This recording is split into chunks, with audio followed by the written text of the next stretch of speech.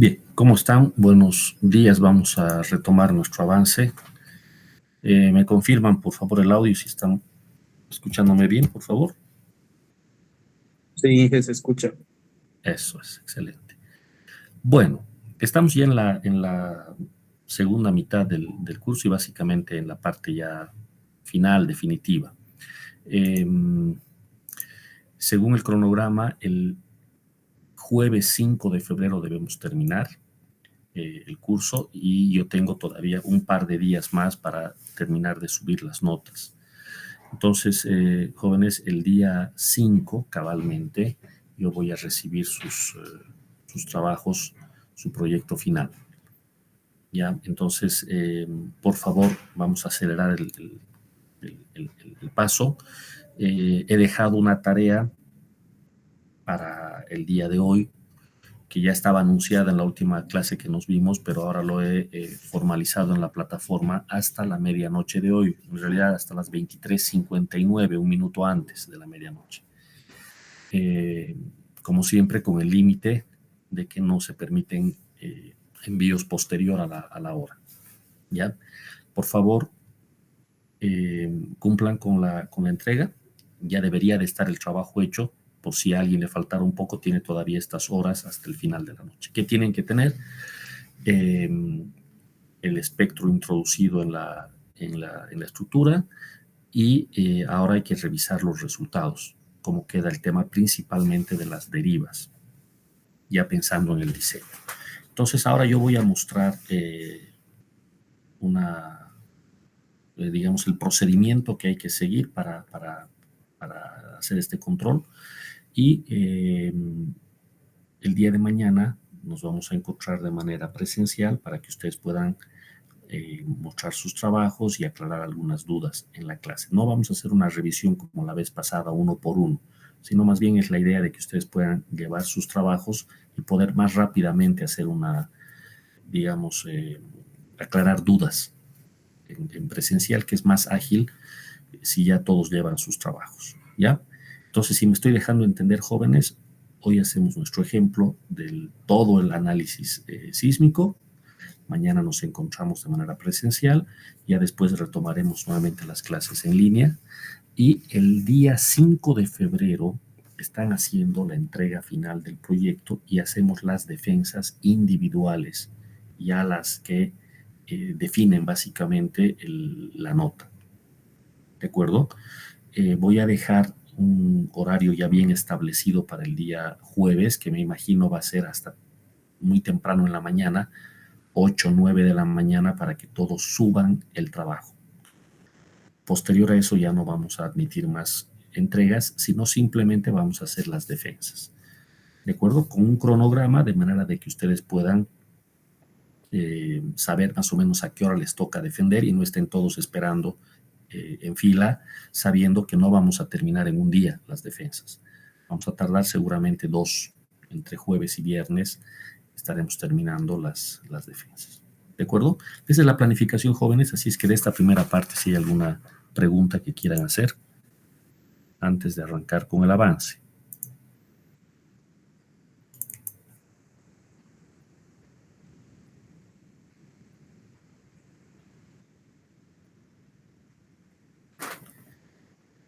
No hay preguntas. Muy bien. Entonces, vamos a retomar lo último que estuvimos analizando.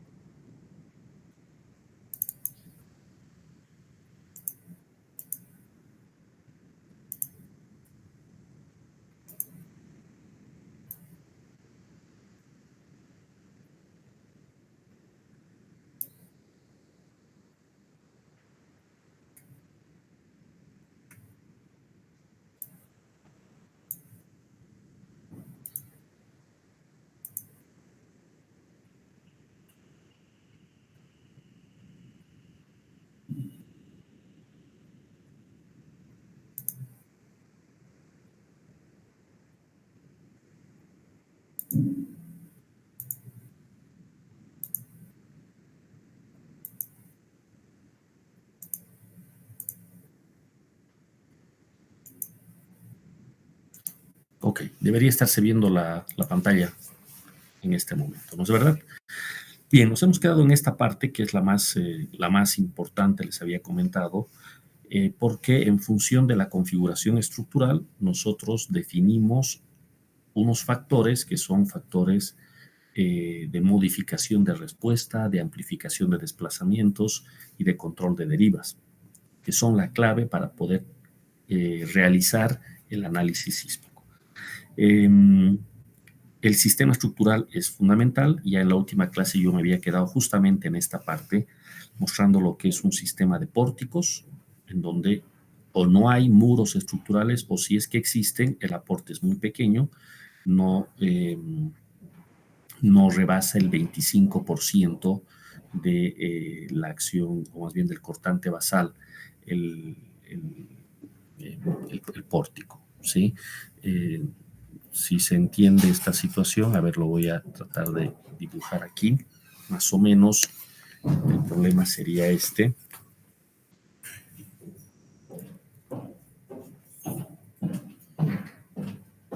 Nosotros tenemos nuestra estructura, la carga sísmica se va a introducir por medio de un espectro de diseño, ¿sí? Elástico, el cual va a ser modificado como vamos a indicar ahora. Pero lo que importa es que esta es la acción sísmica. Esa acción sísmica ocasiona una reacción que se conoce como cortante basal, que llegaría a ser la reacción global de la estructura ante la acción sísmica. Este cortante basal, lógicamente, es absorbido por todos los elementos que pueden resistir una carga lateral. Básicamente, en una estructura esos elementos son las columnas. Para eso están las columnas. Eso es importante. Las columnas no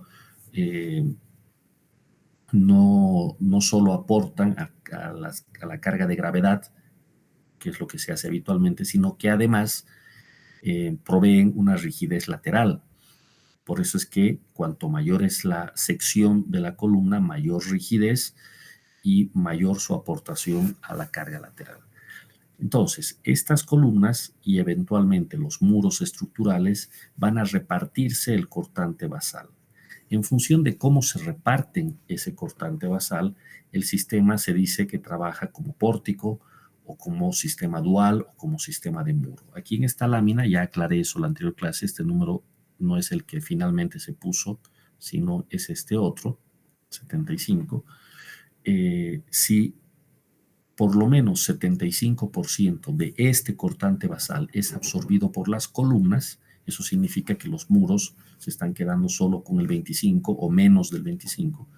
En ese caso, el sistema se conoce como sistema de pórtico. Por supuesto que si yo tengo una estructura como esta, en la que no veo por ningún lado ni un solo muro, automáticamente esta es una estructura de pórtico.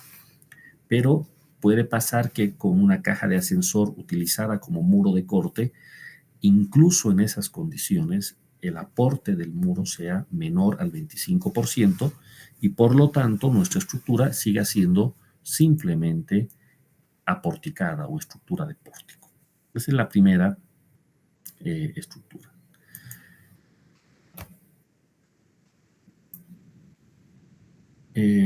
Antes de hablar bueno, pasaré a esta que es el que me interesa más en este momento, el sistema de muros y el sistema dual, que ya lo había comentado también. Aquí se ven algunas imágenes, cómo queda una estructura con muros. Evidentemente destaca el muro estructural, ¿de acuerdo? En los modelos como en Robot o en ETABS destacan los muros con un color diferente en la versión que usamos habitualmente en los programas, y en la vida real, repito, es muy notoria la participación del muro. Es evidente que tenemos aquí un muro estructural.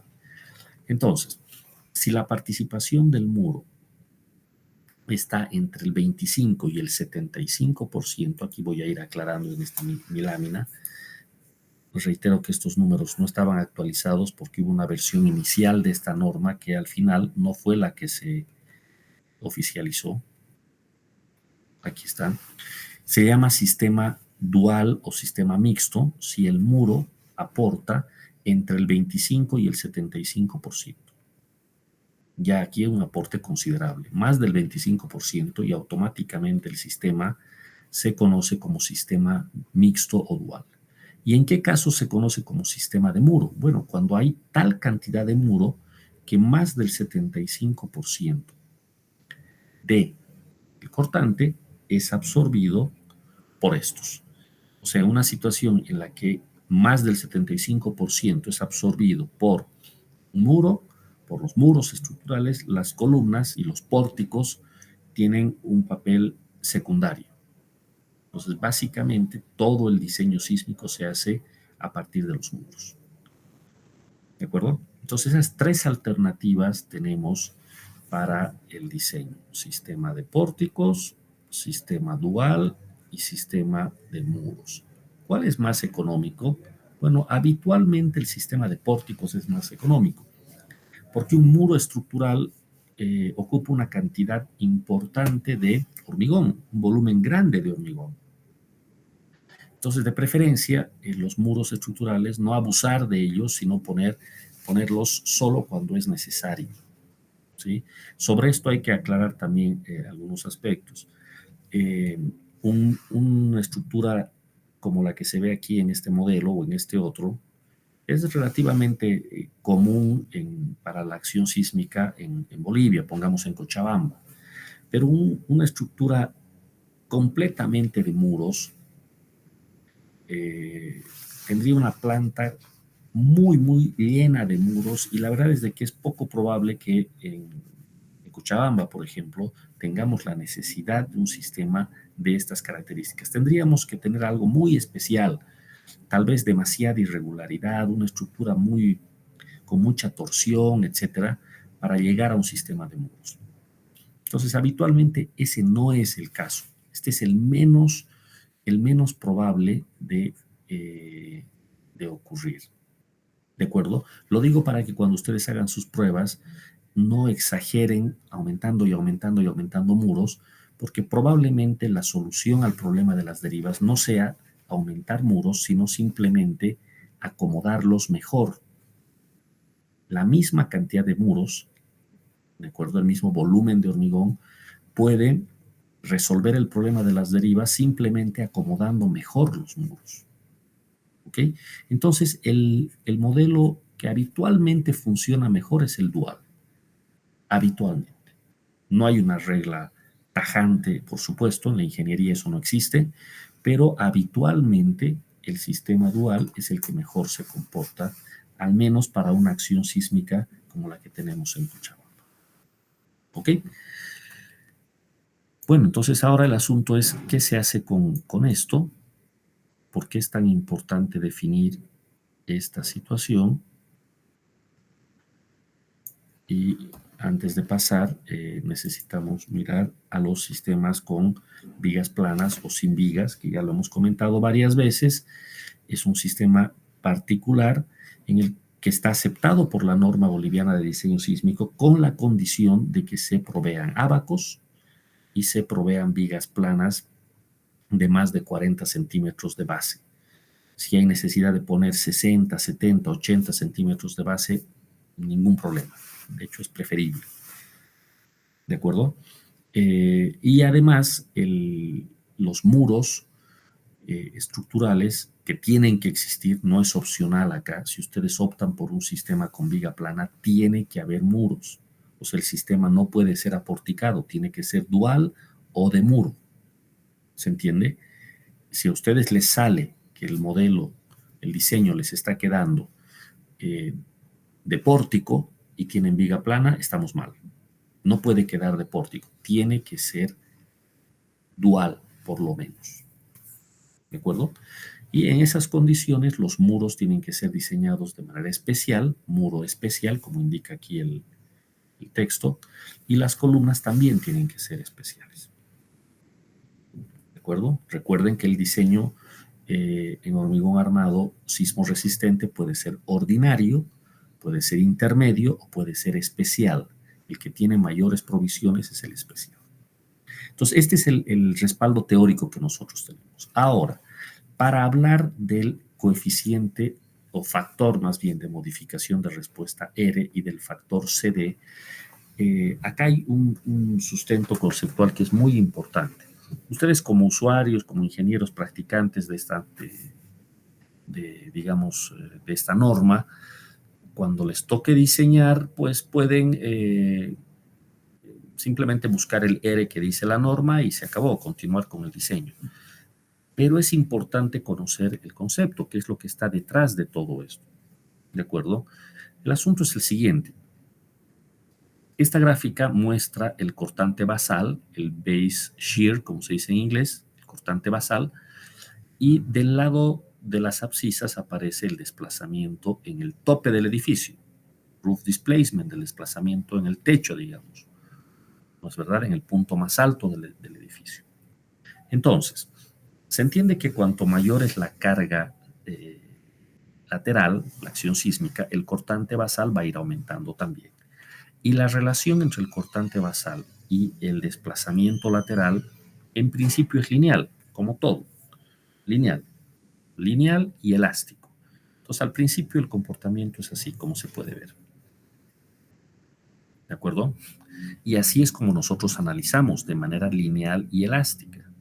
Sin embargo, la respuesta real de la estructura, a partir de cierta deflexión o cierto cortante, que aquí está marcado como V1, deja de ser lineal y pasa a ser no lineal. Entonces aquí yo tengo dos curvas, la curva en azul, que es la respuesta real, y la curva en punteada negra, que es la respuesta lineal elástica. ¿De acuerdo? Entonces, claro, para desplazamientos grandes, analizar como en la curva punteada en negro no es real.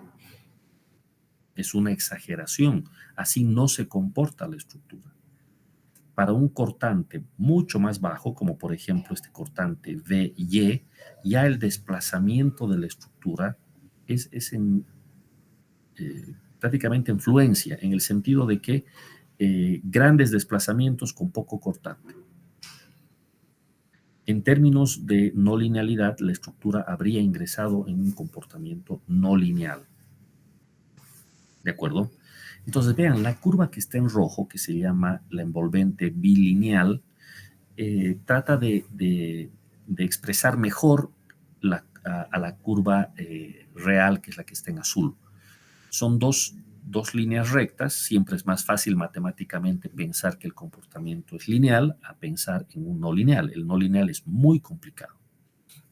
Entonces aquí es donde los ingenieros que se dedican a la sismoresistencia han encontrado una manera de hacer que el análisis no sea muy complicado, que siga siendo lineal, pero que no sea tan impreciso. Miren, si nosotros hiciéramos el análisis lineal elástico con esta línea punteada, nos estaríamos alejando muchísimo del comportamiento real, muchísimo. Aquí es donde entra el factor de modificación de respuesta R. ¿En qué consiste el truco, vamos a decir entre comillas? Consiste en hacer un análisis elástico lineal, pero introducir una modificación, una reducción, que es este R, que hace que este análisis estático lineal baje a ser lo más parecido posible el análisis inelástico, que es el real. Vean que aquí esta flecha en verde recibe justamente el nombre de factor de modificación de respuesta. Si ustedes notan, ese factor lo que hace es, desde el punto más alto de la curva lineal elástica, que aquí le llaman VDE, es el límite elástico, ¿sí? Desde ahí se está bajando la curva hasta este punto sumamente bajo, que es el VRDE, que básicamente es el cortante que se va a utilizar para fines de diseño. ¿De acuerdo? Entonces, lo que hay que hacer es reducir con un factor R. Ese factor R está formado por la suma de tres componentes: un factor de reducción por ductilidad, un factor llamado de redundancia y un factor llamado de sobreresistencia. En este curso de estructuras especiales, me basta con nombrar estos factores y no corresponde ir más allá, más profundo. Ya casi eso sería hacer un curso de análisis no lineal de estructuras para entender con más profundidad qué son estos factores.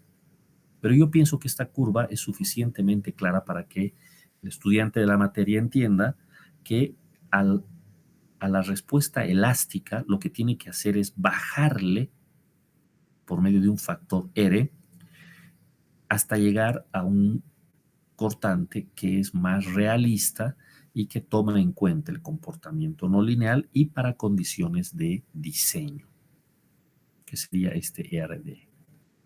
¿De acuerdo? Entonces, ¿qué hacemos con este R? Este R, bueno, aquí tengo una figura más que enseguida voy a regresar.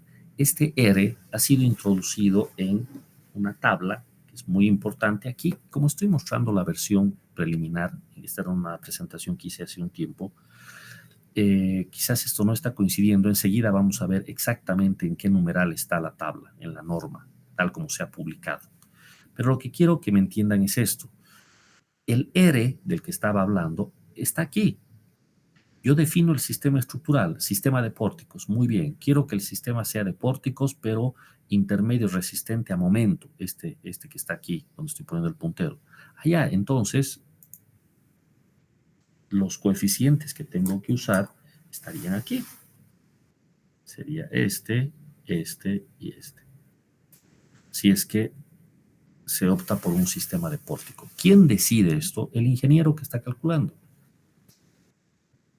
Entonces, lo que usted tiene que hacer es, primero que nada, definir qué sistema estructural va a usar. Una vez que define, se anota estos coeficientes. Del R ya le estoy hablando, reitero, en palabras sencillas. Aquí está el comportamiento. Y esto hay que reducir para obtener el cortante en fase de diseño. Ahí está el R. Ahora, habitualmente lo que hacemos no es calcular el cortante y reducirlo, sino se hace lo siguiente. Agarramos el espectro, aquí está el espectro, y nosotros dibujamos el espectro elástico, el que sirve para hacer el análisis lineal. O sea, este elástico es este con el que sacaría la curva en rojo. Pero para que me salga el cortante en condiciones inelásticas, lo que se hace es reducir este espectro por un factor R. Esta reducción, por ejemplo, acá, si estuviésemos en el pórtico intermedio resistente al momento, sería 5. ¿Qué significa? Agarra su espectro elástico, lo divide entre 5 y ahora tiene un espectro reducido con el cual el cortante le va a quedar reducido y este ya considera el comportamiento inelástico. Para ese cortante va a ser el diseño. Eso es lo que pide la norma. ¿De acuerdo? Con ese cortante, nosotros garantizamos que la estructura ingrese en el rango no lineal inelástico. Eso es lo que tiene que hacer una estructura. Un edificio no puede diseñarse para comportamiento elástico ante un sismo de diseño. ¿De acuerdo? Para el sismo de diseño de 0.22 de aceleración pico de terreno en Cochabamba, que es un terremoto muy importante, no podríamos esperar que la estructura permanezca en el rango elástico. La estructura tiene que ingresar en el rango inelástico, por lo tanto tienen que verse, para empezar, fisuras, deformaciones permanentes, pero sin que la estructura colapse. Ese es el desafío. ¿De acuerdo? Y esto lo controlamos con este factor R. Como usuarios de la norma, que es lo que están ustedes aprendiendo acá en este curso, basta con que ubiquen esta tabla y escojan el valor de R y ya está, y tengan una noción de dónde viene esto. Si alguien quiere profundizar más toda esta situación, la pregunta obvia es, ¿y de dónde han sacado, quienes han hecho esta norma, de dónde han sacado estos valores? ¿Por qué 8 y luego 5 y luego 3? ¿De dónde? Y la respuesta es de un tipo de análisis. La única forma de verificar esto es mediante un análisis llamado análisis pushover, un análisis no lineal. Vaya, no es la única forma de verificar esto, hay más, pero de entre todos los análisis no lineales, el más económico es el pushover. Entonces, podríamos decir que esta es la forma de verificar el coeficiente R. Claro, si la estructura se va a comportar de manera no lineal, mi análisis tiene que ser no lineal. ¿De acuerdo? Y de entre todos los análisis no lineales, el más económico es el pushover. ¿De acuerdo? Ahora, para ser honestos, cuando se obtuvo estos coeficientes R, se hizo más una adaptación de la normativa del exterior y se usó criterio, digamos, experiencia de entre la gente que ya ha trabajado con esto, que ya ha construido, que ya ha hecho muchos de estos diseños y después de mucha discusión se han obtenido estos coeficientes R. Esto se puede verificar haciendo un análisis pushover, es decir, usted pone su R5 y luego, si es que aprende a hacer un análisis pushover, corre en su etapa un pushover y verifica si realmente la distancia que hay entre el cortante elástico y el inelástico es este factor 5, entonces está bien. En la realidad, seguro que le va a salir, por ejemplo, en su análisis le va a salir 4,78, tal vez le sale 5,17, qué sé yo, pero debería estar rondando el 5. Esa es la historia con este coeficiente y no vamos a entrar en más detalle, repito, porque ya nos saldríamos de lo que se exige para esta materia. ¿Ok? Bueno, entonces, enseguida vemos en la norma y con nuestro proyecto cuál va a ser el coeficiente que vamos a escoger. Ahora, ¿qué es el CD y qué es el delta? Pues enseguida mostramos. Aquí simplemente antes de pasar este factor explicado con más detalle, esta es la curva que en el ASCE se publica habitualmente y en todas las versiones del ASCE sigue saliendo la misma curva con más detalle para que ustedes puedan analizar si gustan. Pero ahí está resaltado el VE, el cortante elástico, ¿sí? Y su reducción hasta llegar al cortante de diseño, que básicamente es agarrar ese cortante VE y dividirlo entre el factor R. Y aquí está la curva de comportamiento no lineal, que es lo que se trata de representar. Esta forma de analizar es muy astuta, muy inteligente realmente, porque le estamos haciendo, si me entienden la expresión, el quiebre al análisis no lineal. Queremos evitar el análisis no lineal. Seguimos haciendo el análisis lineal elástico que hacíamos siempre, pero con una modificación con el R para sacar resultados que se parezcan al del comportamiento inelástico y en verdad nunca hicimos el análisis no lineal. Estamos tratando de evitarlo. Hoy en día, tanto el ASCE como el ACI y el resto de las normativas básicamente de todo el mundo siguen aceptando este procedimiento alternativo para no tener que hacer un análisis no lineal y así se diseña todo. ¿De acuerdo? El no lineal ya es un extra que sirve para algunas cosas muy especiales, pero no es lo básico. Lo básico, lo que ustedes tienen que aprender aquí es el espectro de diseño reducido por R. Nada más.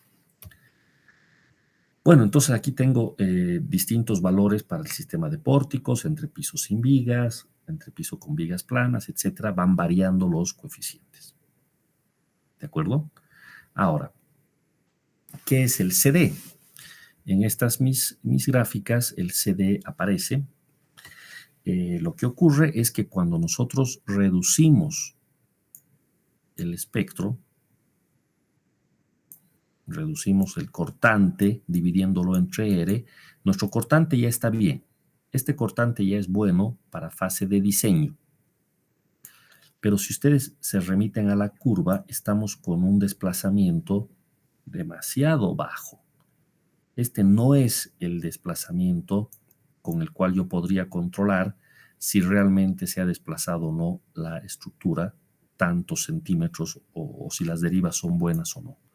Lo que hay que hacer es ahora multiplicar el desplazamiento que me está saliendo de mi análisis elástico, ¿sí? Con el R reducido. Miren, mi desplazamiento es muy pequeño. Ahora lo tengo que multiplicar por el factor CD. Aquí, a ver si se alcanza a ver en la figura, espero que sí en la pantalla compartida. Hemos reducido tanto el cortante que nos queda un desplazamiento lateral y por ende una deriva muy chiquita. Irreal. Esto no existe realmente. Entonces, lo que hay que hacer es esta deriva hacerla crecer. ¿Cómo? Multiplicando por CD, que es el desplazamiento, que es el factor de amplificación de desplazamiento. Entonces, con esto tengo ya un desplazamiento mucho más realista de la estructura. Entonces, el factor CD lo que hace es mayorar los desplazamientos. ¿Sí? Entonces, yo acostumbro esto mostrarlo así, ojalá y me puedan entender todos lo que quiero hacer. Este es el elástico, con este no se hace nada. Elástico, entre otras cosas, significa R igual a 1, sin reducción, sin modificación de ninguna clase. ¿Qué hay que hacer en el trabajo? Dividir este elástico por el factor de modificación R, con lo cual el espectro es más pequeño y este me sirve para diseño. Con este voy a diseñar la estructura, voy a definir el refuerzo de acero en columnas, en muros, en todo. ¿De acuerdo? Pero una vez que tengo el de diseño, lo que voy a hacer es volver a mayorar este espectro, ahora multiplicando por CD. Y es como si tuviese un nuevo espectro con el cual controlo derivas. Entonces, el ingeniero puede hacer esto de distintas maneras con tal que entienda lo que está haciendo. Algunos tienen su planillita Excel o MATLAB donde está su espectro elástico. Y ahí le meten el R que corresponda, 5, 8, lo que sea. En consecuencia, este espectro azul se convierte en el espectro rojo, en su hoja Excel. Y de ahí lo llevan al ETABS. Yo no sigo ese camino, prefiero este otro camino. Yo agarro el espectro, les voy a mostrar ahorita, con el R1. O sea, aún no lo he reducido. El R1 lo voy a llevar al ETABS. Y dentro del ETABS, recién ahí voy a modificar el factor de respuesta R que corresponde, el 5, el 8, lo que corresponde. Entonces voy a crear un caso de carga llamado caso de carga diseño, en donde el factor ya es el que corresponda. 5, 6, el que me diga la norma. Y luego voy a crear un caso deriva, en donde, aparte de introducir el R5, o sea, ya he dividido entre 5, ahora lo voy a multiplicar por el CD que corresponda, por decir 4.5. Si ustedes se dan cuenta, entre el R y el CD es como que el R baja al espectro y el CD lo hace subir de vuelta, pero no hasta llegar al espectro elástico que teníamos originalmente. Esto es lo que ahora tengo que mostrarles en el programa. ¿De acuerdo? Repito, hay varias formas de hacer esto. Cada ingeniero ve cómo modela esto. Lo que importa es que al final tenga un caso de análisis con la modificación R, es decir, para diseño, y otro caso con el R y además el CD, que es para controlar derivas. Listo. Después hágalo como quiera, pero la cosa es de que verifique todo esto. ¿Ok? A ver, de esta parte me detengo. Si alguien quiere preguntar algo.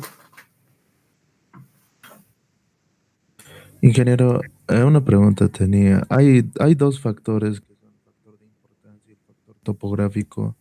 ¿Eso dónde afectaría al elástico? Ah, ya. Del topográfico alcancé a escuchar. El Sí, otro. el topográfico y el factor de importancia. Ah, perfecto. Ambos afectan al espectro este elástico que está aquí. La reducción que hacemos entre R también se ve modificada por el topográfico y por el de importancia.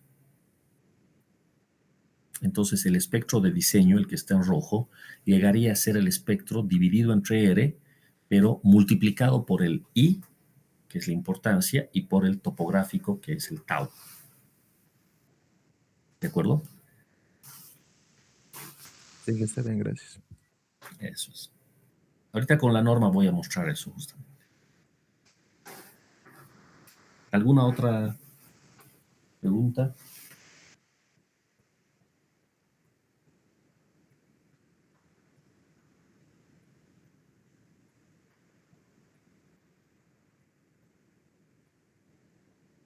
Perfecto.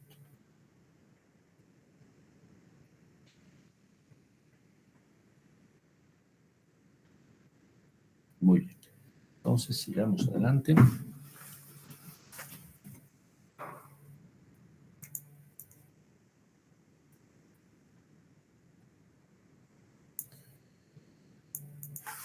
Básicamente con eso ya estamos.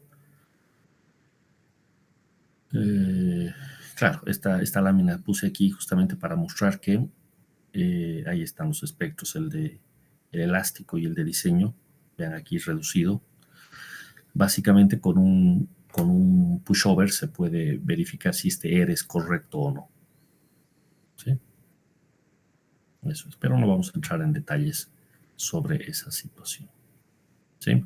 Aquí este otro puntito que también la norma lo menciona y quizás ustedes se van a topar con esto. Es una pregunta que habitualmente los constructores nos hacen. ¿Puedo usar viguetas prefabricadas, Inge? Y la respuesta es no, si queremos hacer un diseño sísmico. Y si sí quiere usar un diseño sísmico, pues cumpla con toda esta lista de condiciones. Para empezar, no hablemos de edificios de más de 30 metros desde la rasante. ¿De acuerdo? Viguetas empotradas en las vigas de borde. ¿Sí? Sistema con vigas peraltadas, o sea, faltaría que me ponga viguetas prefabricadas y de paso viga plana. Eso ya no tiene ningún sentido, realmente es una irresponsabilidad hacer eso. Viguetas con acero de refuerzo en los apoyos, carpeta de compresión de 50 milímetros por lo menos. ¿Sí? La losa de las viguetas máximo en paneles de 6x6, no más que eso. ¿Sí? Rigidizadores perpendiculares a las viguetas a cada 2 metros. Han debido ver, se ponen unos rigidizadores perpendiculares a las viguetas. ¿No? Por ejemplo, aquí dice cada 2 metros. Las losas de las viguetas, la losa de las viguetas, la losa de viguetas deberá ser hormigonada simultáneamente con las vigas de apoyo, etc. O sea, si va a cumplir con todo esto, se podría aceptar que use viguetas prefabricadas. Pero aún así, la recomendación es no lo haga. No lo haga. ¿Sí? Lógicamente, esta situación no le agrada a la gente que trabaja en la industria de las viguetas prefabricadas, por supuesto. Pero es que no es un buen sistema para resistir cargas laterales. Entonces, tenemos que ser claros con esa situación. ¿Sí? Muy bien. A ver, antes de hablar de irregularidades, pasaremos a lo que es nuestro programa. A ver, un segundito.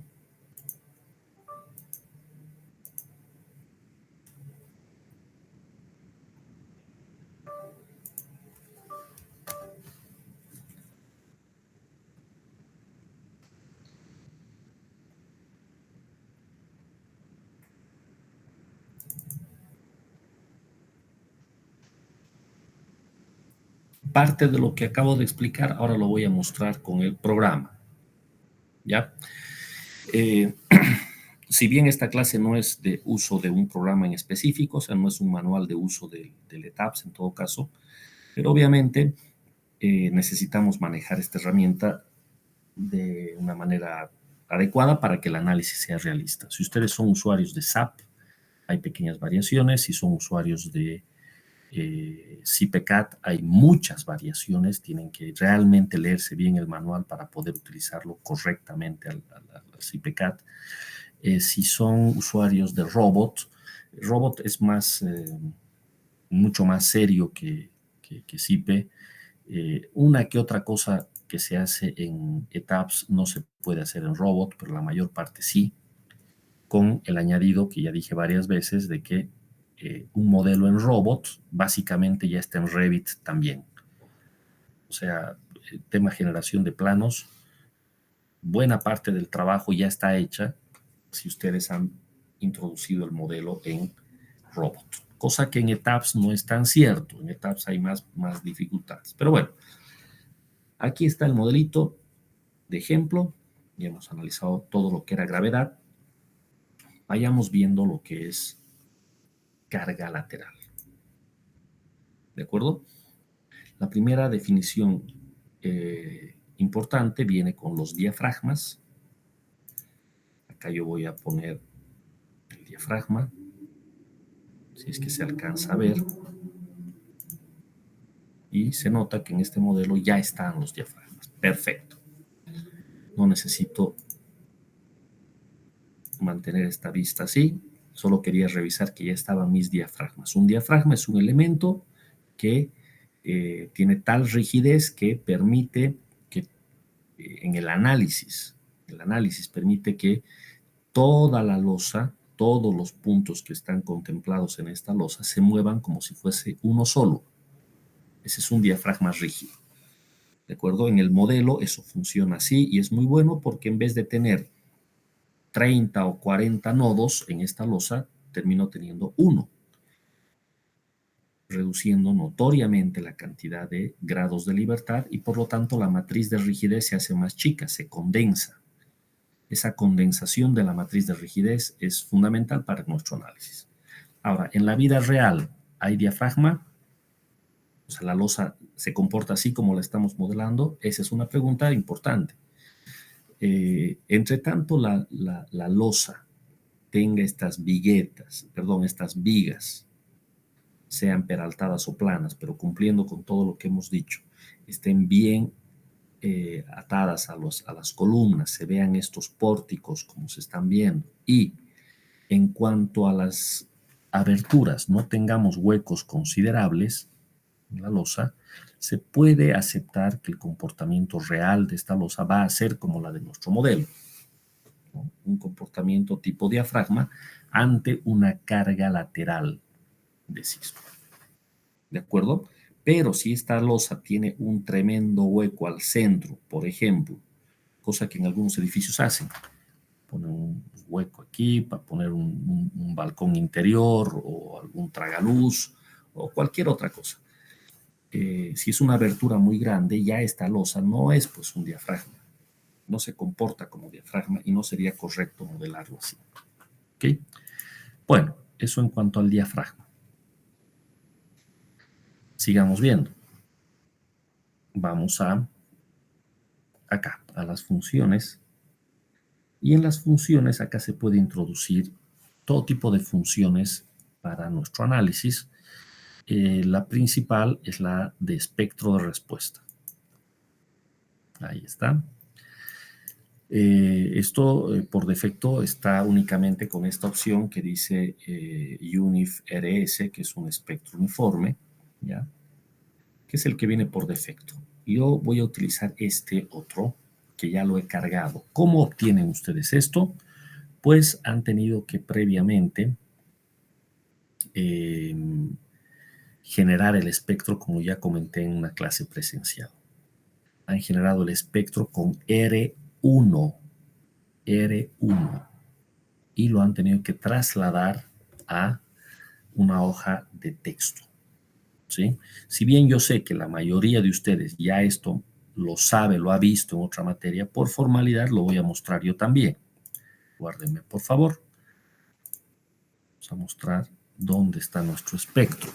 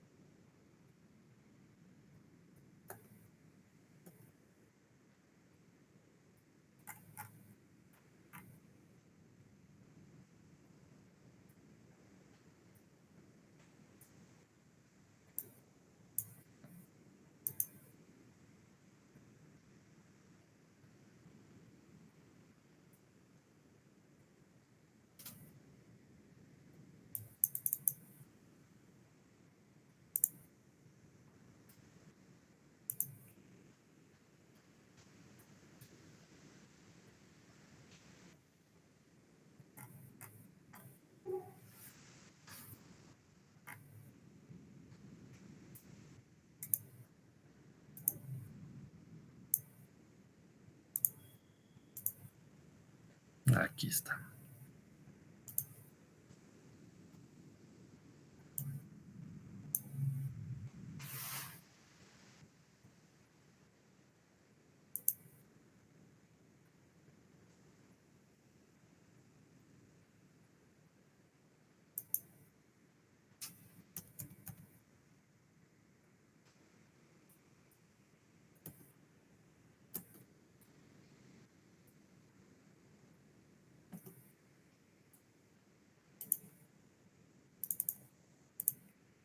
Ahora sí.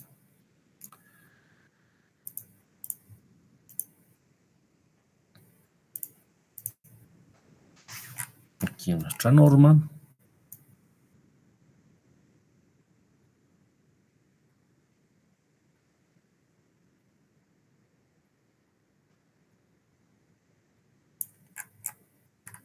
Aquí está la tabla que les estaba mostrando antes. Es la tabla 8. Oficialmente aparece así, no como en mi presentación que decía 6 algo.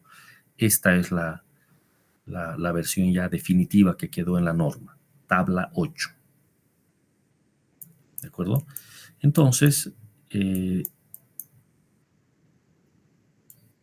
vamos a definir de una vez con qué configuración estamos para el proyecto.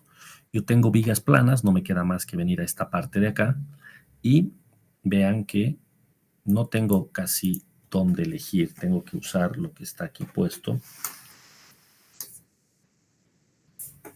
Debo de introducir esto.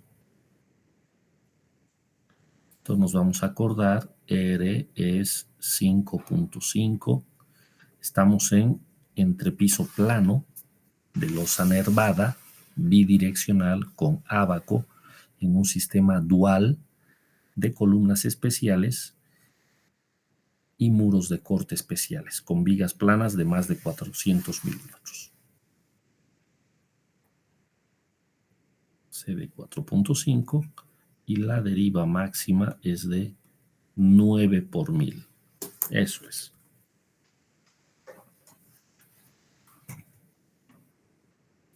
¿Okay? No tengo más opciones, así es que básicamente es la única que disponía. Sigamos. Quiero mostrarles el espectro. Aquí está. Este es nuestro espectro de respuesta, que si ya han hecho su curso de sismoresistencia o esta misma materia antes, ya lo conocen. Esta es la forma típica del espectro. 4 ramas. La primera rama lineal ascendente, la segunda rama es una meseta, la tercera es una inversa y la cuarta es una inversa, pero al cuadrado, 1 sobre t cuadrado. ¿Qué necesito? Estos factores FA, S0, FB, que son los factores de modificación del terreno, y la aceleración pico del terreno. El periodo T sub 0 está aquí, es donde termina la zona lineal. El TS es donde termina la meseta, es el periodo corto. Y el TL es en la transición del inverso y el inverso cuadrado, es el periodo largo. Todo aparece aquí en cuestión de ecuaciones. Ustedes definen FA, FB, S sub 0, ya tienen estos valores numéricos. Lo único que faltan son los T's, T sub 0, TS, TL, que dependen nuevamente de FB y FA. Entonces, todo esto se puede meter muy rápidamente a una planilla y obtener el espectro. ¿Qué espectro? Este espectro. ¿Cómo se llama este espectro? Espectro elástico. Trae la pseudoaceleración arriba, en la ordenada, y el periodo en la abscisa. De nuevo, aquí podemos detenernos mucho y hacer un análisis muy profundo de qué cosa es esto. Pero ya nos saldríamos del objetivo de esta materia, que es básicamente que ustedes sepan cómo utilizar todas estas cosas. Pseudoaceleración llega a ser la aceleración, la respuesta de aceleración de la estructura.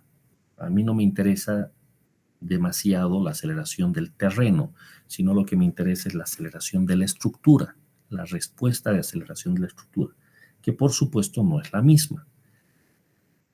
¿De acuerdo? La interacción suelo-estructura es muy compleja, la respuesta de aceleración de la estructura es bastante compleja también. ¿Ok? Y en la abscisa aparece el periodo. Este es el periodo de vibración de la estructura.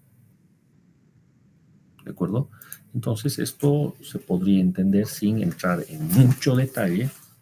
Se podría entender de esta manera. Aquí está nuestra estructura. Viene el sismo. La estructura entra en vibración. Vibra de una manera compleja, pero al final de cuentas tiene varios modos de vibración, cada uno con un periodo. Entonces agarro ese periodo, por ejemplo el periodo del primer modo, T1, y lo que hago es simplemente ingresar a esta figura, a este espectro. ¿Dónde estará el T1? Por decir, está aquí. T1. Entonces simplemente hay que entrar acá, esta gráfica, muy fácil. Si ya me la dan la gráfica, esto es muy fácil. Tengo T1 y por lo tanto tengo la aceleración, la pseudoaceleración, en un porcentaje de la gravedad. ¿Para qué me sirve la aceleración? Pues física básica. Si tengo aceleración, tengo fuerza. Y si tengo la fuerza, actuando sobre la estructura, esa fuerza se puede distribuir sobre cada uno de los niveles y sobre cada uno de los elementos, columna y muro. Y ya con eso tenemos la carga sísmica en términos de fuerza distribuida sobre toda la estructura. Eso es en síntesis.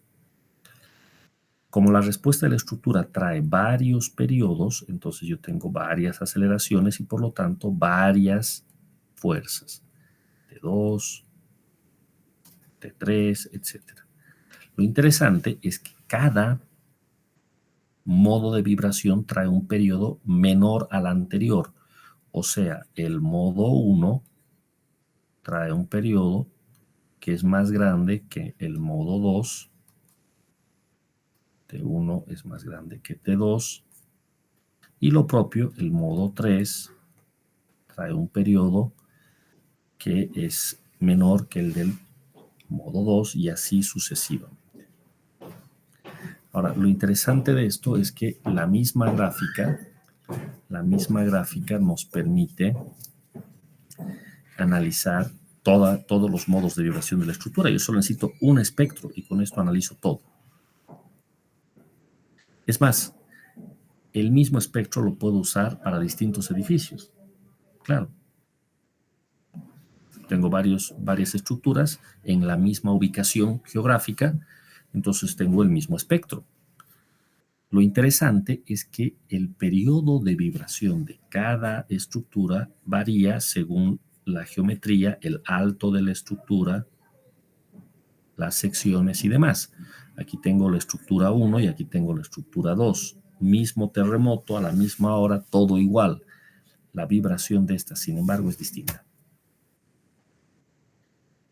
Y aquí hay un componente aleatorio importante, ¿no? Que puede que dos estructuras similares tengan respuestas muy distintas, porque en sí no eran tan similares, tenían sus diferencias. Puede que sean similares en altura, que se hayan construido más o menos al mismo tiempo, pero que su configuración es diferente. Entonces a una de las dos le va peor que a la otra. ¿De acuerdo? Pero ambas puedo analizarlas con el mismo espectro. En realidad este espectro lo puedo utilizar para todos los edificios que se construyan en esta misma zona. Entonces eso hace que sea muy útil el espectro. No tengo que estar calculando uno para cada edificio. Este me sirve para todos. ¿De acuerdo? Por ahí va el asunto. Entonces, ¿cómo ustedes generan el espectro? Habitualmente esto se hace con una planillita Excel o un MATCAT, que yo estoy seguro que todos ustedes ya tienen algo para hacer esto. Ya me lo han mostrado en las clases pasadas, inclusive. ¿Ya?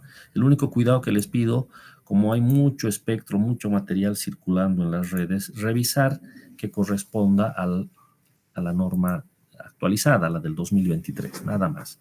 Aquí tengo esta hoja Excel muy simpática, que alguien en su momento la ha trabajado. Si ustedes tienen una hoja con menos formato, no hay ningún problema, eso es solo tema de formato.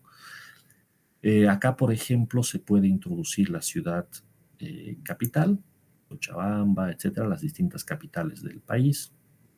Cocha en este caso, el tipo de suelo, que ya lo expliqué en una clase anterior, por ejemplo, S3 es lo que tenemos acá. Automáticamente, fíjense, la aceleración pico de terreno, 22%, ya viene definido en cuanto decimos cuál es la ciudad capital. Si yo le cambio a La Paz, me cambia 14%. Y acá pueden ver, el espectro ha cambiado también. Con la explicación teórica que hice hace un momento, ya todos notarán que el espectro que está en verde es el elástico y el que está en amarillo es el de diseño, o sea, el reducido por los factores. El factor R, primero que nada. Entonces, volviendo acá, yo voy a cambiar Cochabamba, tipo S3, aceleración 0.22. Factor de importancia, 1, en nuestro proyecto es 1. Topográfico, si es que estamos en pendiente y hay cambios de pendiente, entonces el factor topográfico puede subir hasta 1.4. En el proyecto que estamos analizando, realmente el lugar donde se ha emplazado la estructura es plano. No hay topografía que valga, esto es 1. Coeficiente de reducción, bueno, ya lo borré, pero me parece que era 5. A ver, ayúdenme, ¿cuánto dijimos?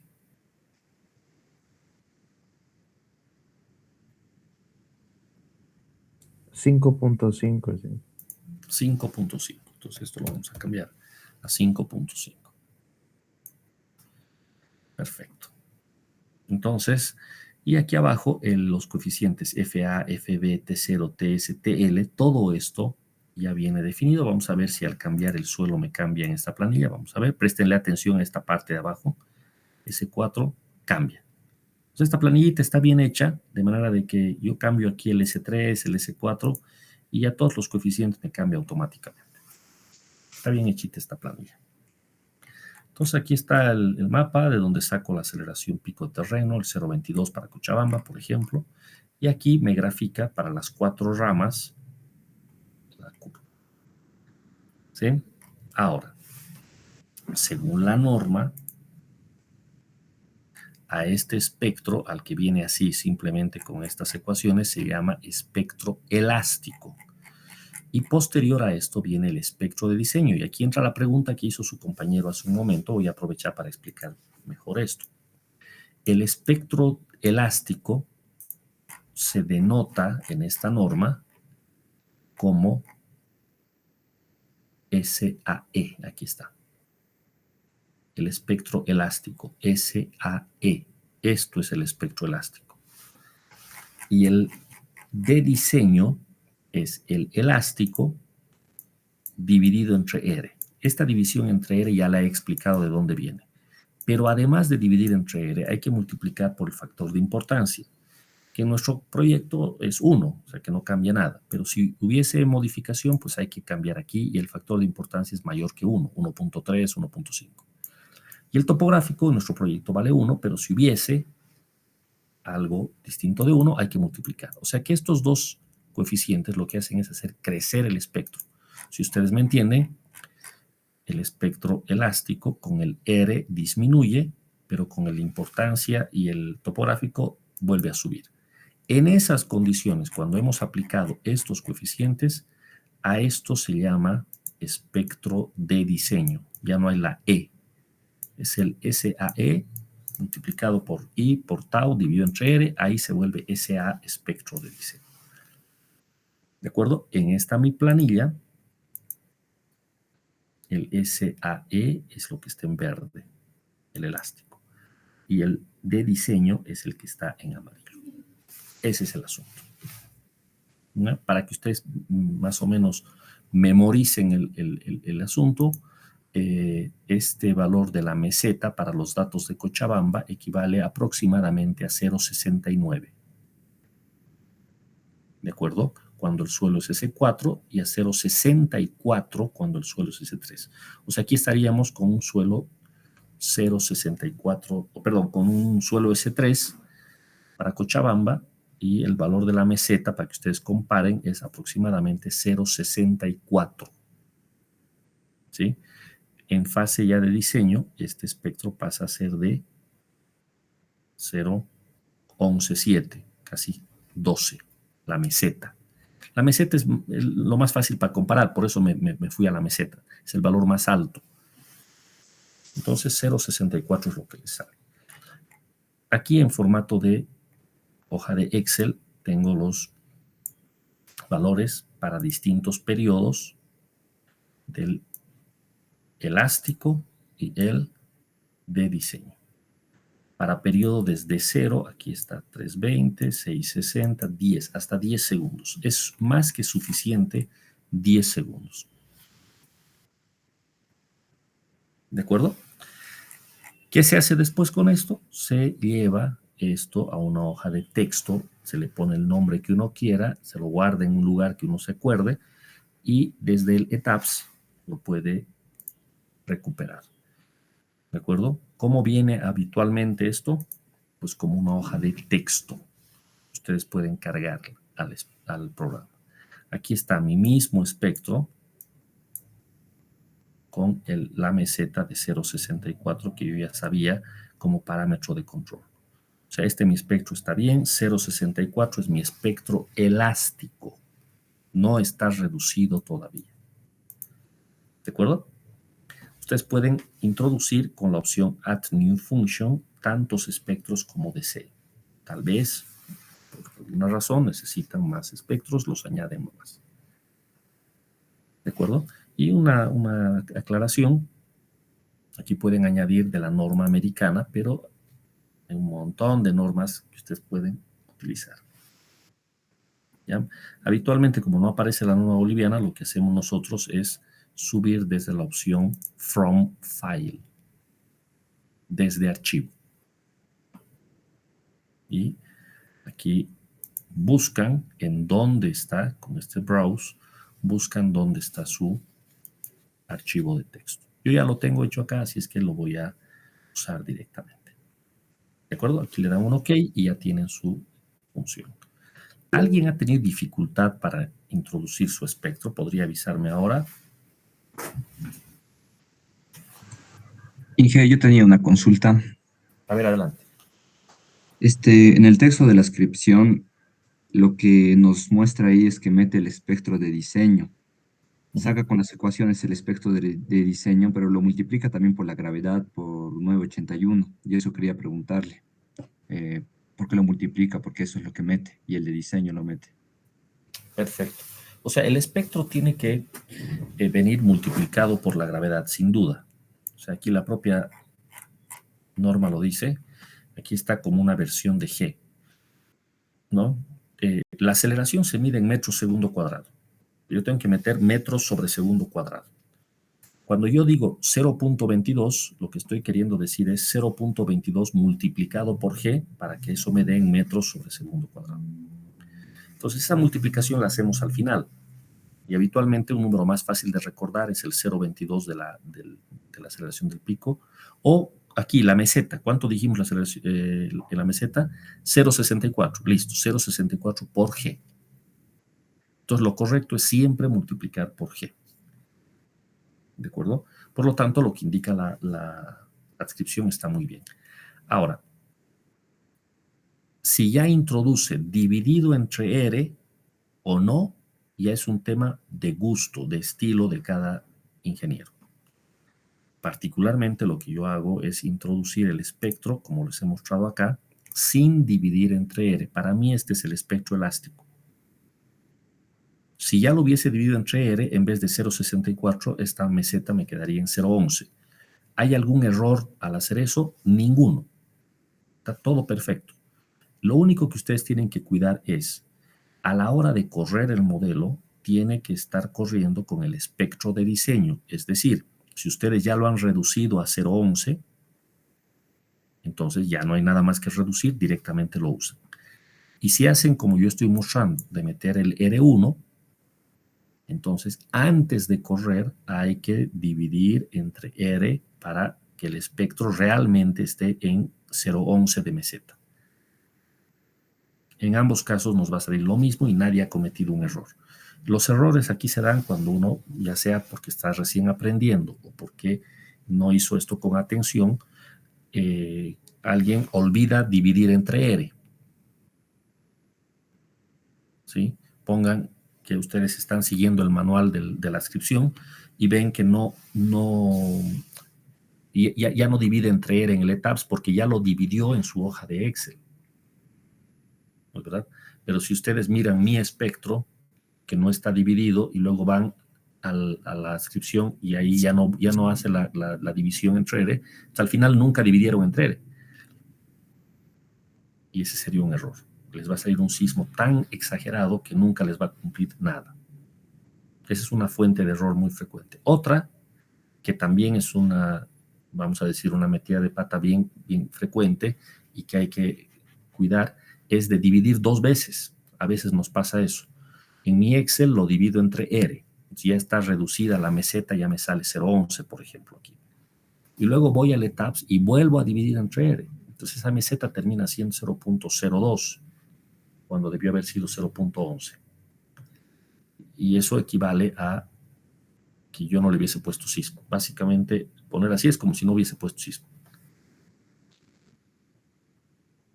¿De acuerdo? Entonces, eso hay que cuidar, por favor, no fallarla. ¿Ya? Muy bien. Entonces, ya estaría nuestro espectro acá.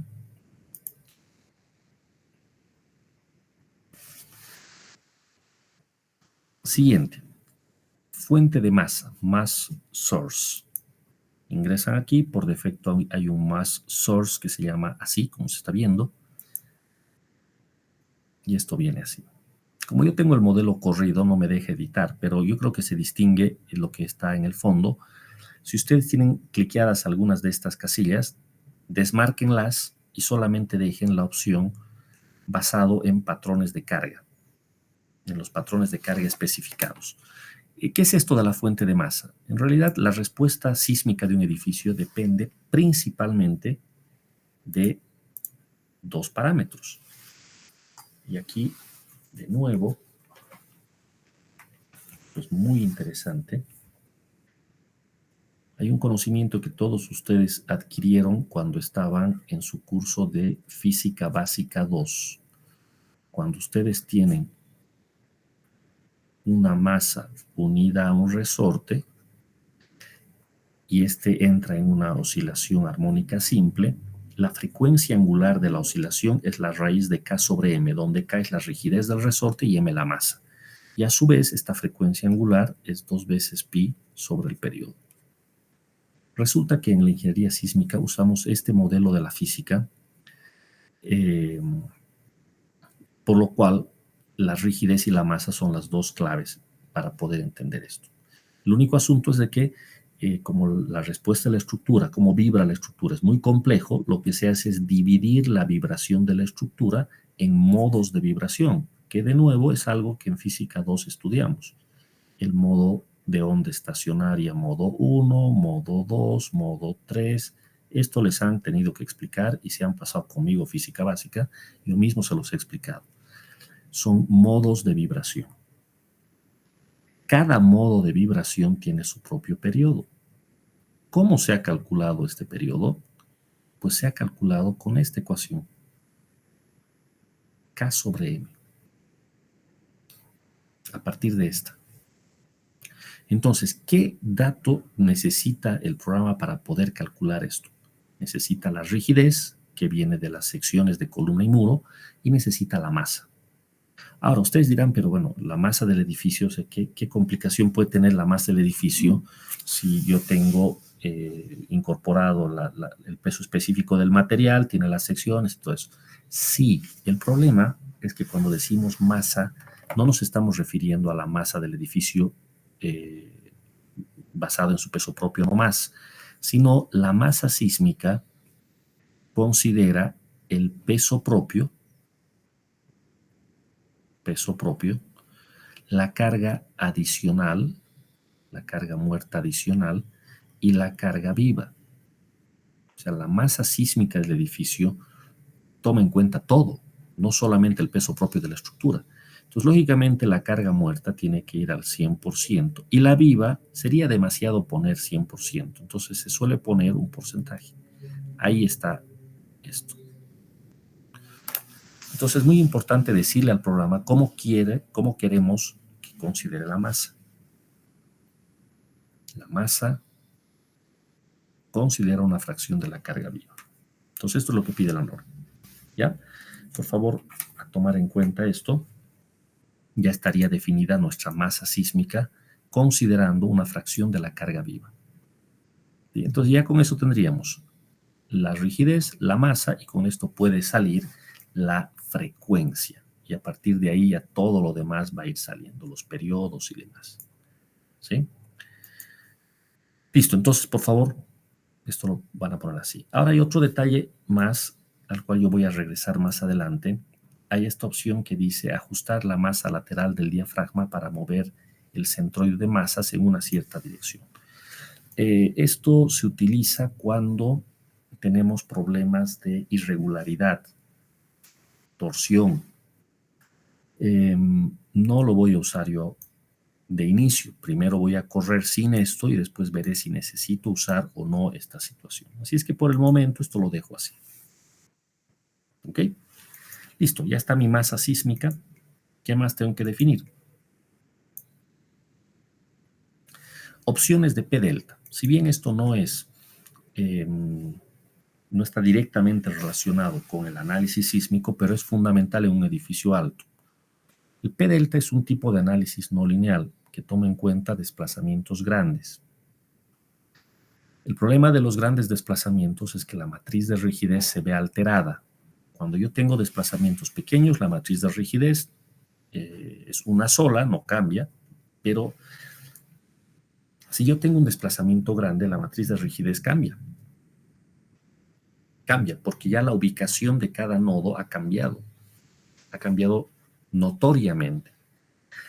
Eso hace una complicación adicional muy, muy importante en la matemática, porque en vez de tener yo una matriz de rigidez, tengo que iterar tomando en cuenta desplazamientos. Se desplaza un poquito, recalculo matriz de rigidez, hago el análisis y otra vez se desplaza otro poquito y recalculo la matriz de rigidez y así voy haciendo iteraciones. Otra vez me estaría yo saliendo hacia lo que es análisis no lineal, que no es objetivo de este curso. Pero lo que yo quiero que me entiendan es que tienen que hacer en un edificio alto el análisis P delta, necesariamente porque el desplazamiento es grande. Ahora, ¿cómo se activa el análisis P delta? En SAP, en ETAPS, esto se hace de esta manera. El método de análisis es iterativo, tiene que estar marcado iterativo basado en cargas. Tiene que contemplarse el 100% de la carga muerta. Entonces, carga muerta, si yo tuviese aquí peso propio y super det, los dos tendrían que estar. Yo en mi ejemplo tengo solo en det, todo, un peso propio y muerta no estructural. Entonces le pongo 100%. Y la viva, 20% es suficiente. ¿De acuerdo? Entonces, ¿qué es lo que está haciendo el programa? Va a hacer ese análisis iterativo tomando en cuenta desplazamientos grandes y afectación a la matriz de rigidez. Cuanto más se desplaza lateralmente una estructura, aparecen momentos adicionales en las columnas y en los muros, momentos que en un análisis sin P delta no se notarían y sería un error no tomarlos en cuenta. Por lo tanto, el P delta tiene que estar activado sin pensárselo dos veces. Con esto ustedes se aseguran de que los momentos ya están mayorados, lo suficientemente mayorados como para poder diseñar con confianza columnas y muros. ¿Ok? Listo. Entonces P delta ya está. No hace falta que le cambien el resto. Aquí dice convergencia de 1 por 10.000. Lo dejan y tiene que funcionar bien. Entonces P delta ya está. Más información sobre P delta irá a un curso de análisis no lineal que ya está fuera de lo que estamos aquí analizando. Inge, una pregunta. Sí, dígame. Para la fuente de masa, igual tenemos que considerar la carga muerta y sobrecarga, si es que en mi caso está así. Correcto. Buena pregunta, porque yo aquí en mi ejemplo tengo todo en la carga det nomás. Ya, ¿Sí? está bien, ingeniero, muchas gracias. Eso es. Perfecto.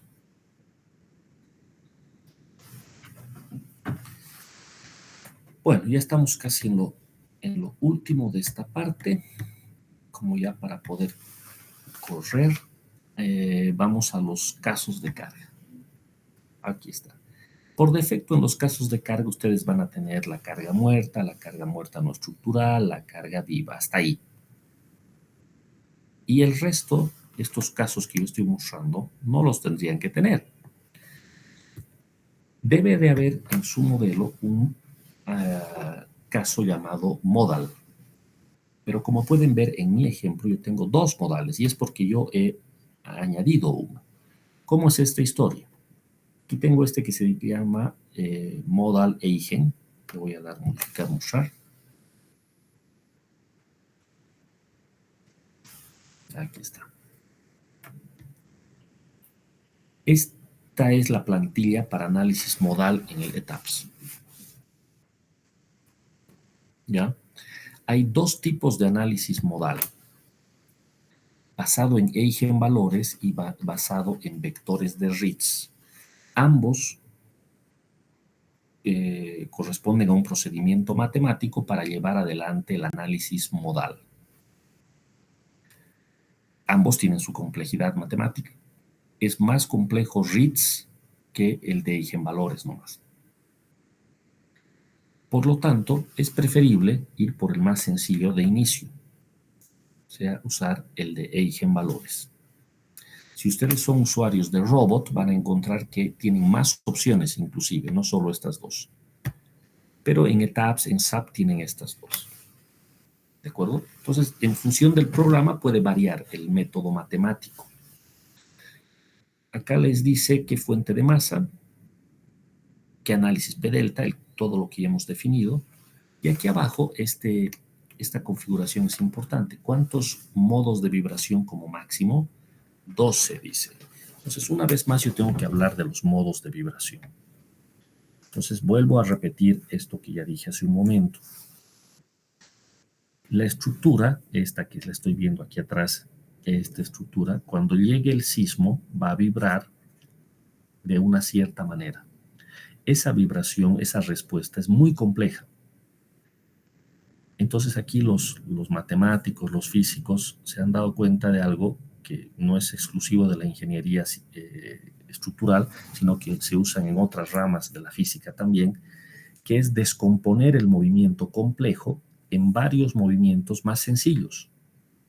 Este es un procedimiento muy interesante que recibe el nombre de análisis modal. ¿En qué se basa?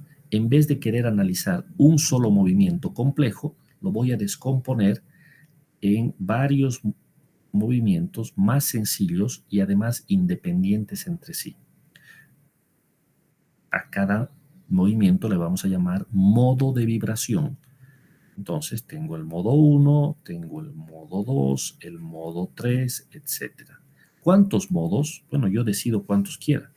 En esta plantilla, por defecto, están 12 modos. ¿Ok? Entonces, generalmente, con 12 modos es suficiente, pero hay que verificar si está bien o no. El número de modos puede crecer a tanto como, qué sé yo, 50 modos, 70 modos, etc. Por cada grado de libertad que tenga la estructura, hay un modo de vibración posible. Como hemos definido diafragmas, pero no en todos los pisos, me están sobrando algunos nodos que no están como diafragma y demás, por cada nodito hay 3 grados de libertad, porque se puede desplazar a la derecha o izquierda, arriba, abajo, ¿no es verdad? Y adelante y atrás. Son 3 grados de libertad cada nodo. Entonces, simplemente hay que contar el número de nodos que tiene la estructura, a pesar de que hemos puesto diafragmas, y por cada nodo multiplicar por 3 y tengo el número de modos de vibración posibles. Lo bueno es que no necesito, pónganle ustedes que en total hay 180 modos posibles. Lo bueno es que no necesito analizar los 180. Con 12 puede que sea suficiente. ¿Cómo saber si es suficiente o no? Mañana en la clase presencial yo voy a explicar la verificación que hay que hacer. Pero de inicio 12 es una buena aproximación. ¿De acuerdo? ¿Qué se hace con cada modo? Cada modo de vibración es una respuesta, un movimiento independiente de los otros. Cada uno tiene su propio periodo. Es como si la estructura vibrara de manera diferente en cada modo. ¿Sí? En la vida real no existe esto. En la vida real la estructura se mueve de una sola manera, compleja. Para mi análisis, esa respuesta compleja está dividida en varios movimientos más sencillos llamados modos de vibración. Entonces, para que yo pueda completar mi análisis, necesito tener un número adecuado de modos de vibración para que la respuesta sea lo más parecida a la real. ¿De acuerdo? Y yo tengo que de alguna manera combinar los modos. Por lo tanto, necesito algún procedimiento matemático de combinación modal, que enseguida vamos a ver. Entonces, en esta pestaña, lo que se hace es definir el tipo de análisis modal, que reitero, en ETABS hay dos opciones, el procedimiento matemático de eigenvalores y el procedimiento matemático de los vectores de Ritz. Ahí están los dos. ¿Ya? ¿Qué les pido en este curso como ejercicio académico? Les pido que ustedes prueben los dos. Aquí tenemos la ventana, el resto no se toca nada. Este sería el modal eigen. Y que generen uno nuevo. Aquí le pueden dar añadir nuevo caso. Un nuevo caso modal. Que sea el modal Ritz. Todo es lo mismo, solamente que aquí en el Ritz hay que añadir los patrones de carga, muerta y viva, que se añade de esta manera. Acá fíjense que en el Ritz también se pone el máximo número de modos, 12, lo mismo.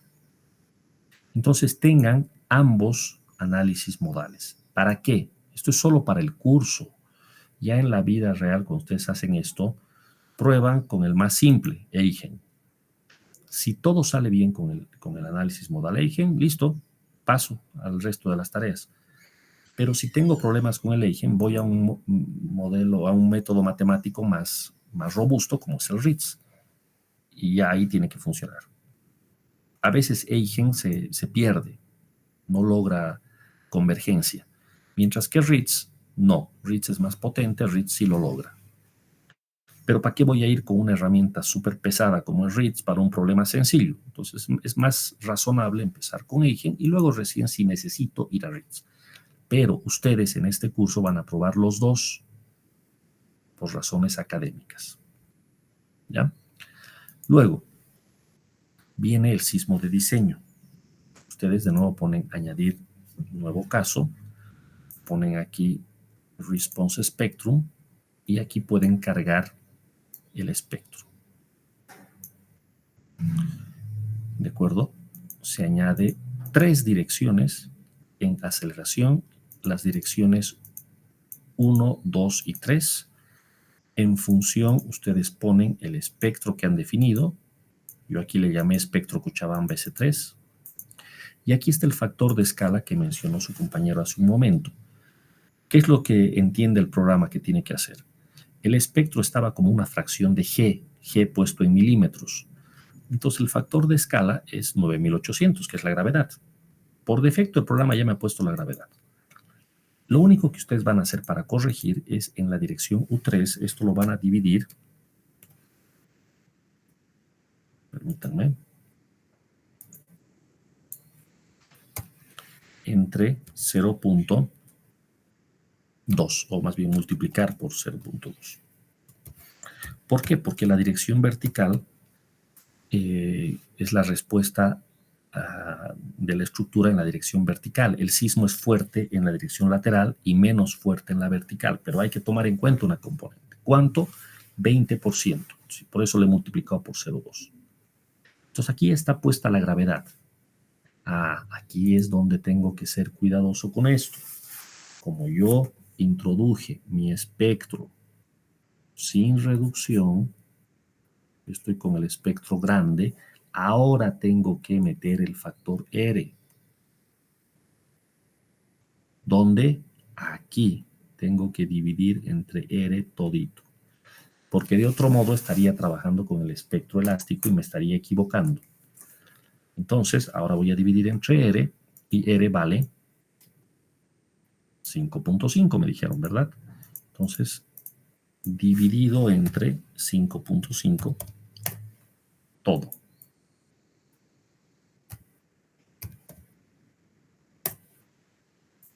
Este es el factor de escala. Si hubiese habido factor topográfico, aquí multiplicaba por el topográfico. Si había importancia, multiplicaba por la importancia. Y con eso corrijo mi espectro. Ahora ya mi espectro está en condición de diseño. A esto le puedo llamar sismo diseño o el nombre que ustedes quieran, pero que represente eso.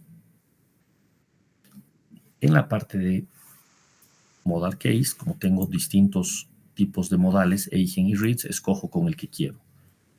O sea que voy a tener que aquí escoger uno de los dos. Habitualmente uno primero chequea resultados de los modales y con el que quede mejor, con ese nos quedamos. Y ya para los casos de carga, usamos solo el bueno, no hay necesidad de que probemos los dos. Ya sabemos cuál de los dos es el bueno y ahí está. Por decir aquí Eigen. Luego está marcado el método de combinación modal, que aquí tengo una lista. El primero se llama CQC y es el que pide la norma boliviana. ¿Para qué? Para hacer esto. Hay que hacer combinación modal mediante un método matemático que tiene su complejidad, que en un curso de dinámica estructural podemos estudiarlo con más cuidado, pero es un método matemático de combinación modal. Listo, este programa lo puede hacer. Ahí está. ¿Cuál pide la norma boliviana? El método CQC. ¿Cuál está por defecto en ETABS? Justo el CQC. Aquí abajo dice tipo de combinación direccional. Por defecto SRSS. A este lo voy a dejar. O sea, en este lo voy a dejar. Voy a explicar mañana con mucho detalle porque hay algo muy importante que decir sobre esto. Por el momento lo dejo así. Modal damping dice 0.05. Lo dejo así. Y en excentricidad del diafragma, lo más práctico es aquí añadir una excentricidad pedida por norma, que es de 0.05 en todos los diafragmas.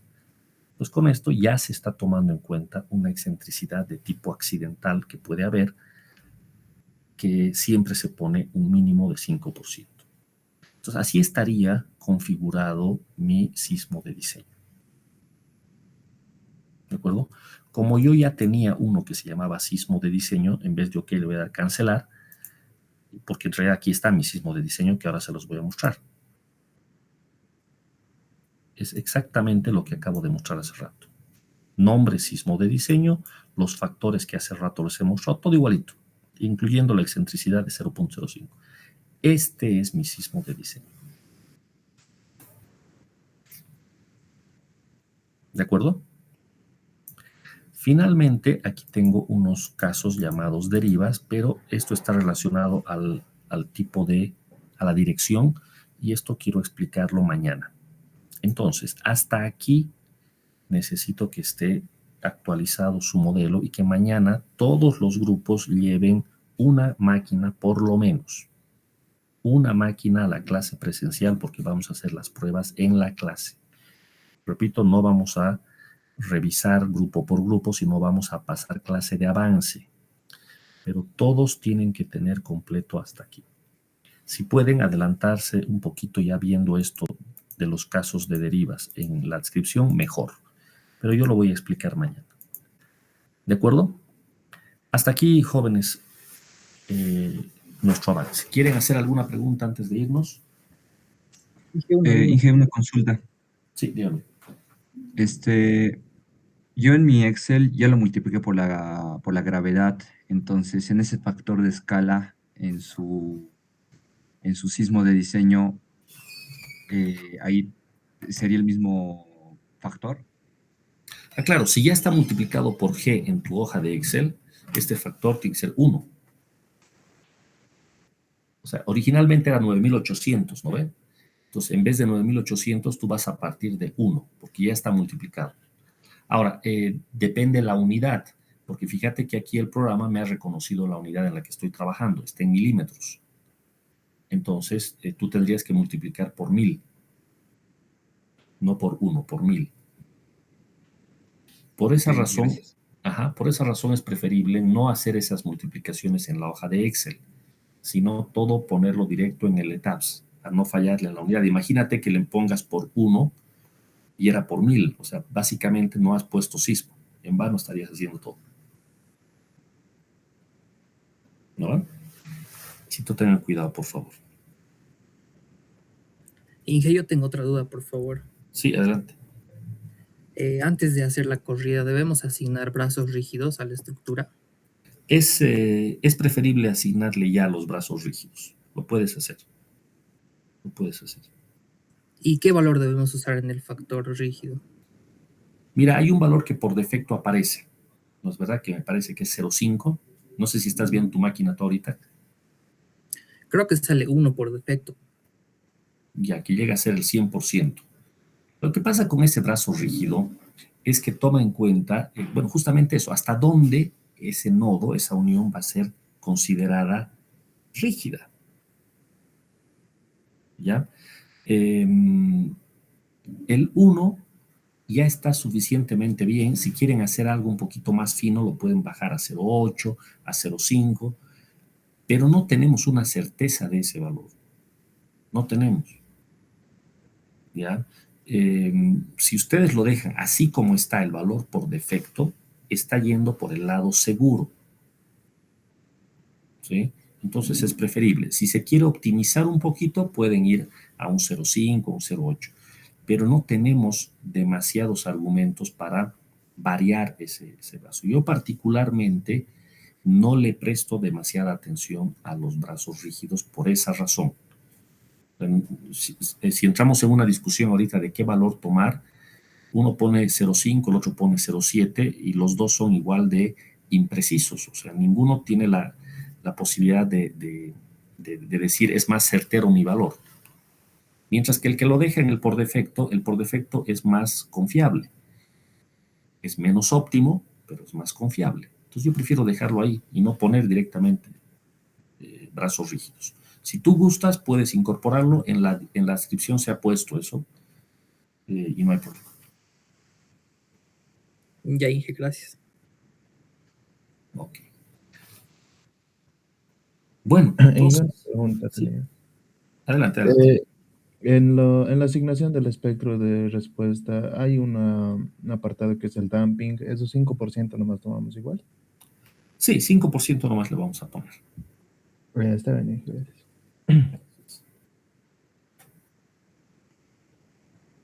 Adelante, si alguien más va a preguntar.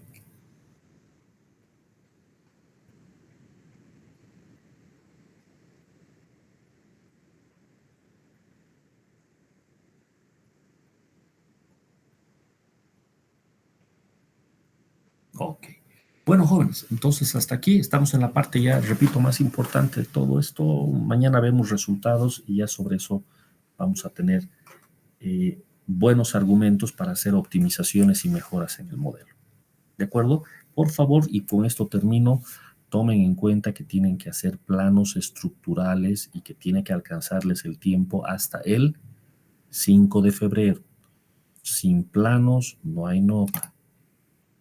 ¿De acuerdo? Por favor, utilicen este tiempo que ahora hay para poder ya ir agilizando esa situación. Vean cómo pueden sacar sus planos estructurales. ¿De acuerdo? Eso, jóvenes. Bueno, mañana nos encontramos en la clase presencial 11:15 en el aula 91C, donde ya hemos pasado un par de veces. ¿Ya? Hasta mañana, jóvenes. Buenas tardes. Mañana, ingeniero. Hasta luego.